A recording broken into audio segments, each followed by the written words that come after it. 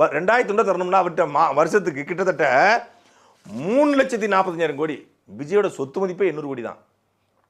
அந்த 800 கோடியை வித்தாலும் எத்தனை பேருக்கு தர முடியும்? 3,40,000 கோடியை 5 வருஷத்துக்கு எங்கிருந்து எடுப்பீங்க? இது கூட தெரியாத தற்குறி யாருக்கு ஓட்டு போட்டான்னு?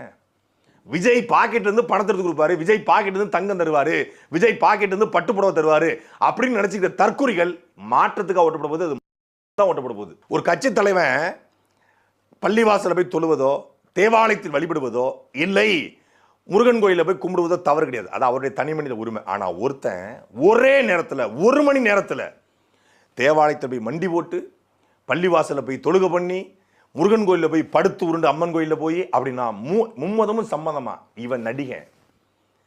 இதுதான் தப்பா இருக்கு. ஏன் இது தப்பா இருக்கு அப்படின்னா, தேர்தல் பிரச்சாரம் முடிகிற முத நாள் ஒருத்தன் பள்ளிவாசல், தேவாலயம், கோயில் 3க்கும் போறான் அப்படின்னா அவன் எவ்வளவு